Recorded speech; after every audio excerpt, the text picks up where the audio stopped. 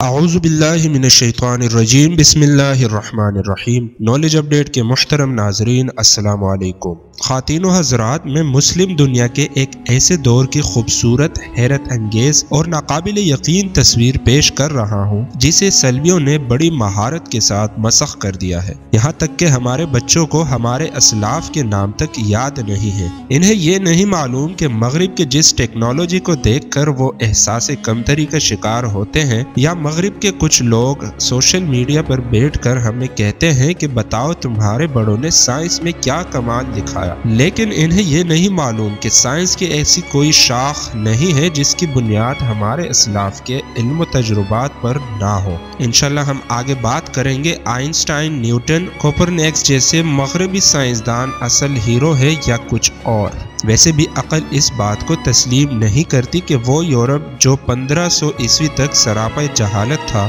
اچانک اس کے پاس ایسی کون سی گیدڑ سنگی آئی جس نے انہیں راتوں رات سائنسدان بنا دیا، جبکہ ان میں ایک بھی سائنسدان ایسا نہیں ہے جس نے حصول علم کے لیے دور دراز کا سفر کیا ہو۔ ناظرین، میں مشرقی وسطی کے ایک ایسے دور پر بات کر رہا ہوں، ایک ایسی شہر نگری پر بات کر رہا ہوں جس کے متعلق برنارڈ شاہ نے کہا تھا کہ اگر مسلمان اسپین سے نہ نکالے جاتے تو انسان 200 سال قبل چاند پر پہنچ چکا ہوتا، کیونکہ رب کریم نے مسلمانوں کو ایسے وجود عطا کیے تھے جو ایک وقت میں کئی علوم کے موجد ہوتے تھے۔ ان کا جو علم یورپیوں کے ہتھے چھڑا، اس سے دنیا کی جدید سائنس نے جنم لیا۔ مسلمانوں کی سائنسی درسگاہیں صرف مسلمانوں تک ہی محدود نہیں تھی، بلکہ ان میں تعلیم پانے والے یہودی اور عیسائی دونوں طبقے کے لوگ تھے، جنہیں مسلمان پوری عزت کے ساتھ تعلیم اور ماہانہ وظیفہ دیتے تھے۔ لیکن 1452 عیسوی میں قرون اولیٰ کا سورج غروب ہوا،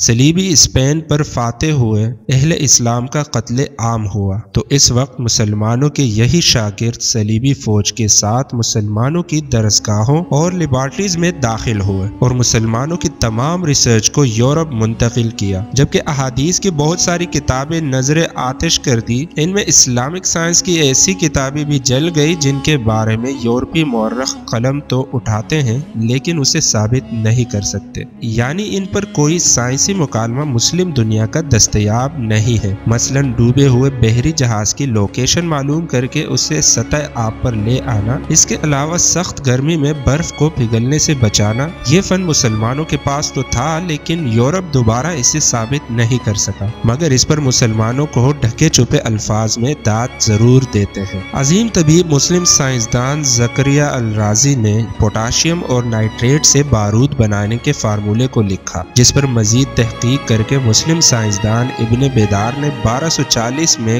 گن پاؤڈر ایجاد کیا، جبکہ اسی تحقیق کو آگے بڑھاتے ہوئے عظیم محقق، موجد اور عظیم سائنسدان اہل الروما نے ملٹری ڈیفنس پر ایک کتاب لکھی جس میں میزائل کے ڈایاگرام پیش کیے، نیز انہیں ہوا میں چھوڑنے اور ہدف تک پہنچانے پر بھی کافی بحث کی۔ یوں آج دنیا کی تمام ڈیفنس ٹیکنالوجی کی ایجاد کا سہرا میرے نبی کریم صلی اللہ علیہ وسلم کے غلام الرازی ابن بیدار اور احسن بن روما کے سر ہے، جن کی تحقیق پر مزید کام کر کے مسلمانوں نے توپ ایجاد کی۔ جب مسلمانوں نے صلیبی فوج کے بحری بیڑے پر توپ کا گولہ داغا تو اس کے 2 ٹکڑے ہو گئے اور صلیبی اسے جادو منتر سمجھ کر بھاگ کھڑے ہوئے۔ ہماری لیبارٹریز میں پڑے شیشے آلات سب سے پہلے مسلمانوں نے ایجاد کیے۔ یہ وہ دور تھا جب مغرب کو شیشے کا علم نہیں تھا اور مشرقی وسطی میں مسلمان شیشے کے گلاس، کھڑکیاں اور گلدان بنا رہے تھے، یہاں تک کہ سب سے پہلے پرواز کا تصور دینے والے مسلم سائنسدان عباس ابن فرناس نے شیشے کا ایسا گلوبل تیار کیا جس میں کسی فلم کی طرح بجلیاں بادل گرجتے برستے دکھائی دیتے، لیکن حقیقت میں اس گلوبل میں صرف پانی ہوتا تھا۔ مشہور امریکی تاریخ دان فلپ ہیٹی اپنی کتاب میں عباس ابن فرناس کی ایجاد پر تفصیلی باب لکھتے ہیں، جس میں اس نے عباس ابن فرناس کی اس ایجاد پر حیرت کا اظہار کیا اور لکھا، اگر صلیبی مسلمانوں کی کتابیں نہ جلاتے تو ابن فرناس کی اس ٹیکنالوجی پر یقیناً مکمل تفصیل مل جاتی۔